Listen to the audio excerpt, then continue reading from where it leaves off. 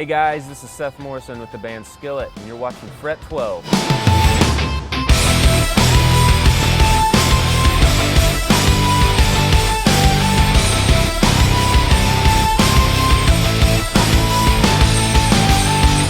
Yeah, I started playing guitar, I guess I was in 6th grade, so I was about 11.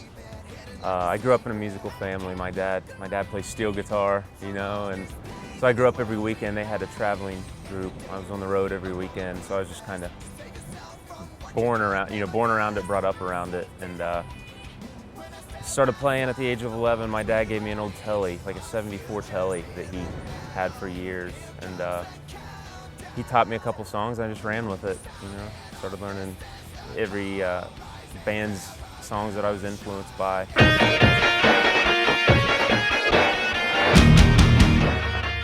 First live experience as a spectator was probably, as a spectator, I think it was a Creed show in 2000, it was the Weathered tour, so 02 maybe.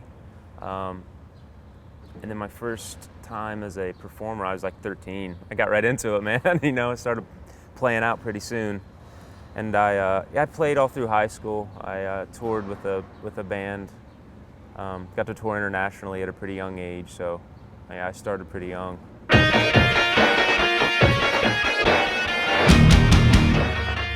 It was fun, it was with some of my best friends I grew up in Ohio with, and it was great, it was surreal, and at a young age, you kind of take it for granted to some extent, but it was fun, it was doing it in a van, I remember those days. It was a wild ride, but yeah, I wouldn't change it. It was amazing.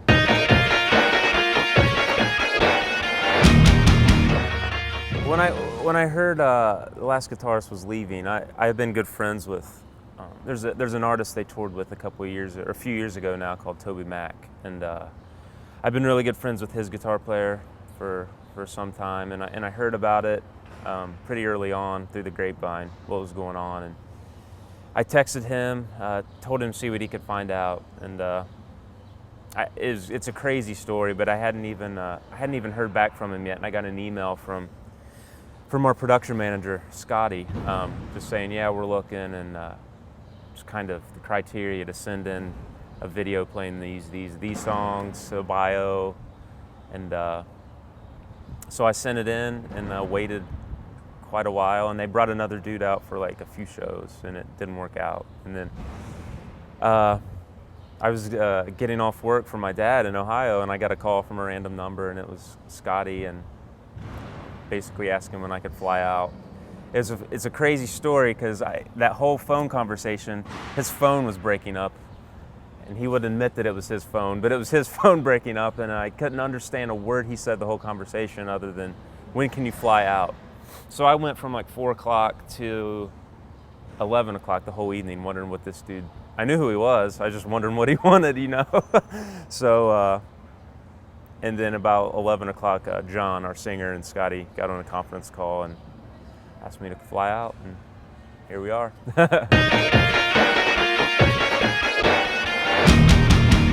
First time I played, I came on for 2 songs because they brought Ben back out to, kind of show me the ropes, and I came on for 2 songs. There was a song called "Believe" and "Monster," and then my first show. I just remember on that tour, it seemed like we were in Texas for 2 years because you can tour Texas forever. I think it was, I can't remember the city, but I'm thinking maybe Corpus Christi. And it was, I was expecting to be a lot more nervous, but once I got out there, it was, felt at home. So it was great.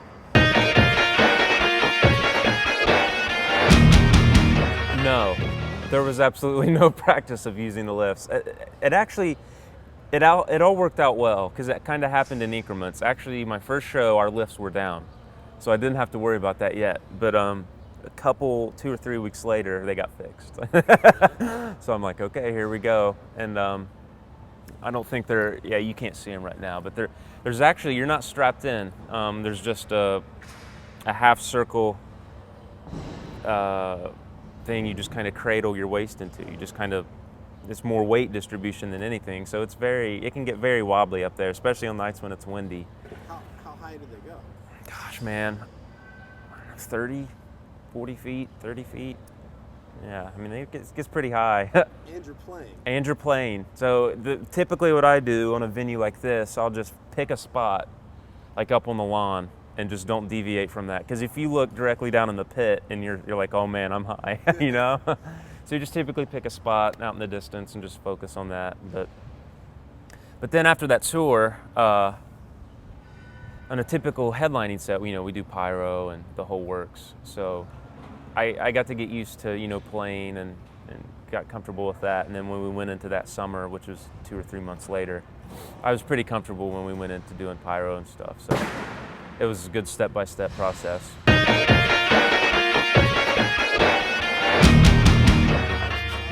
Yeah, I mean, coming from a small town in Ohio of like 7,000 population, I grew up a huge Tremonti fan and fan of Jim Root, and just so happened we were out with Stone Sour, so the second day after being out there, walk into catering and Jim Root's behind you, you're just kind of like, just kind of putting food on your plate, and all 6'7". All 6'7" and beard, so it was great, and just to be out here making friends with these guys, it's fun, man. Once you get out here, it's more like a family atmosphere than anything, it's awesome. If you're sick, if you're sick, if you're sick, if you're sick of it. This is actually the first guitar they ever gave me right after I joined the band. It's a Tremonti model. This is all stock and black cherry. I have the trim blocked off just because I don't really use it. This guitar has a horrible story. They gave it to me on a factory tour. I was so excited, and 3 days later, a stagehand knocked it off an 8-foot stage. These middle two I actually have had like a week. These are my newest ones. They're 25-inch single cuts. This is a platinum. This has a 5708 in the bridge and the vintage bass in the neck. I'm not sure I'm gonna stay with them. I may have them ship me a couple pickups to try, but this is one of my favorite finishes. When light hits this thing, man, it's awesome. This is C sharp tuning. This is drop D, and this is the other new one that I got with that one. It's as well a 25-inch single cut. This is a 10 top. This may be one of my favorites. And yellow tiger. We'll get up on it so you can. Yeah, it's gorgeous. It's a 10 top. 250s. They used to make the 250s, and they don't currently offer them, but it's what I loved, and they made me a couple. I'm grateful for that, but they still do the 245s, which a lot of people love too. I just love the longer scale. Yeah, there's 5708s in the bridge and neck of that. I love the neck on that thing too. I've done gaff tape the back so I don't get it too scratched up. But yeah, this is, as soon as I open the case, there's just you just open the case to these things, and this just had that wow effect. You smell the lacquer, you're like, ah. And then this one is drop C, and this is also one of probably my other favorite. I got this about a year and a half ago, I think. These are all 250s except for the Tremonti. This is a charcoal burst. I love this one. Charcoal burst is one of my favorite finishes. I have a Tremonti in the bridge of this, which I really, really like. If I didn't have that, like I said, I'll probably try the HFS to see how I like that. But this one has a coil tap too, which is cool. So yeah, those are my touring guitars. I also have a Starla that they sent me that I love. I'm not using it. I'm not using it in this set, but I don't know if you've ever played one. But I love the Starla too. I always tell people I'd have one guitar to go to a gig and cover rock, country, jazz, a bunch of different styles. I just feel like the Starlet can handle them all pretty well. So I love that guitar. So yeah, those are my touring guitars.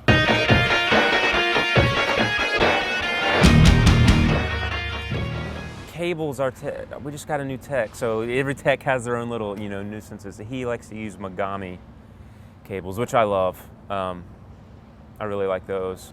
Right, strings, we use GHS. Picks, I use the Jazz 3s. I just got some, well, they're not Dunlop, but Intune makes all the signature picks, and they made me some little Tortex Jazz 3s, so I've been using those a lot. And my pedal board, it'll just be easier if I just show you and I guess walk you through it. No worries.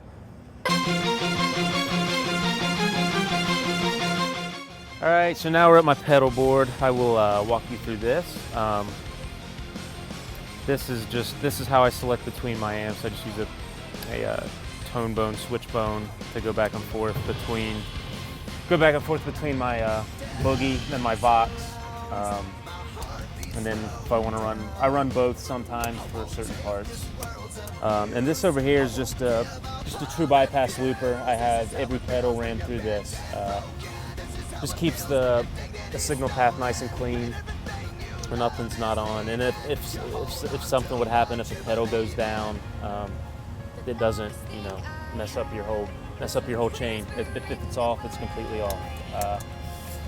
Then I have a tuner out. I can turn my tuner. I have my tuner set up as a master mute as well. So when I want to mute everything, it's just wired through right here. Starting here, this is going through my Boogie only. I'm not using it right now in this set, but we have a song where I will go to channel 1 on the Boogie and I just have this set for like a wider, almost like a JTM 45, just a lighter halfway overdrive sound. Sounds like a Marshall. This is a Plexi drive, and it just sounds like a really good Marshall. It's made by Wampler Pedals. Those guys are awesome. He makes a lot of cool overdrive pedals. And then this Cusack Screamer is going through the Vox. And it's just a really good sounding tube screamer, basically. I use it for quite a few parts, like the Hero intro, the Rise intro, the end of Rebirthing. I use it quite a bit. And then the Rat is going through the Vox side only as well. I just use it for some of the kind of the crappy AMs, radio sounding kind of stuff, like the down section Monster, that kind of stuff. And then I use a TC electronic Nova delay, which is going through the Vox side only as well. I have it set up. I only use about 4 presets. 1 is a short delay, 2 is a little bit of a longer delay. This is a Cusack Tapple World tremolo. This is one of the coolest tremolos I've ever seen. Haven't even explored all the options this thing can do yet. It's pretty intense, but it's cool. It's a tap tremolo. I use this only right now for the pre-choruses of Sick of It. Yeah, this is made by Cusack, the same company that makes the Screamer. Everything's powered up with the Pedal Power Mondo. Make our way over here. This is this is nothing more than just a clean boost made by Creation Audio Labs. This particular pedal is called the MK423, and I'm using the Dunlop Joe Bonamassa Law. That's actually pretty new. And then I'm running I'll show you on the other side here in a sec. I'm running the delay through the effects loop that I'll bring in for leads, then go to channel 2. And then, like I said, I have channel 1 set pretty clean, and I hit it with the Wampler Plexi drive. So yeah, that's the pedal board.